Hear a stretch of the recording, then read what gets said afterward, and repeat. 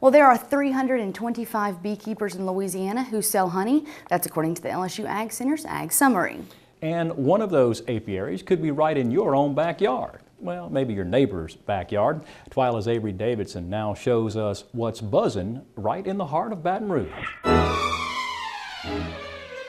You know, the people who live and work here in the Terra Boulevard area of Baton Rouge, well, you can say they're busy as bees. Well, one guy who decided to take a job with the legislature after working for years as a journalist, well, now he's working with bees, and he does it right here in his backyard. I can't swat the troublesome ones at the legislature the way I can swatted bees. It's been 4 years since Chris and Emily Frink turned their spacious backyard into a suburban apiary.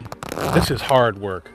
It's fun, but it's hard physical work. The couple got the idea to start raising these bees after a trip to the local farmers market. The next step they took, going to meetings of the Capital Area Beekeepers Association. That paid off because the Frinks became part of a very helpful hive. You can read about it all you want, you can see all the YouTube videos that you want, but having people to show you how to do things is invaluable, and having the depth of knowledge that we have in this club or any other beekeeping club. Chris is now the president of the Capital Area Beekeepers. He says he enjoys sharing his knowledge with people who are like him, city dwellers who want to enjoy the sweet rewards of having a few hives of bees. We're blessed with an 1.5 acre backyard. You don't need an 1.5 acres to do bees. You can do bees easily in an average size suburban backyard, even an urban backyard. After working in the hives for an afternoon, there's always a few persistent ones that follow you all the way back. Chris says something always sticks with him. Playing at being an urban farmer gives me a much deeper appreciation for what the real farmers have to do and how important they are. Chris and Emily Frink also raise chickens in their backyard, and they do a good bit of gardening as well. Speaking of gardening, their neighbors' gardens benefit greatly from the Frinks having bees. That's because those bees will fly out, as Chris said in the story, and pollinate all of the flowers in those vegetable gardens, especially the squash and cucumber plants within a 3-mile radius. So Mike, I know that a lot of folks in Baton Rouge know Chris very well. His name was in the Advocate almost every week.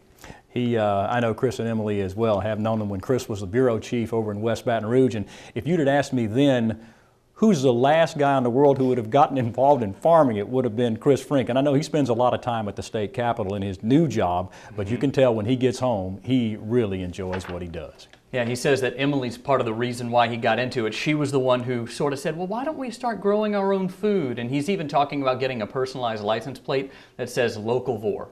He's all about it, and he's in it feet first, but he says it really gives him a great appreciation for what farmers do. This for a guy who has the First Amendment tattooed on his arm. I wasn't going to bring that up. I was going to leave that out, but yes, he has it right there on his arm. Indeed he does. Good story. Still to come on This Week in Louisiana Agriculture, it is crawfish time in Holly Clegg's Trim and Terrific Kitchen.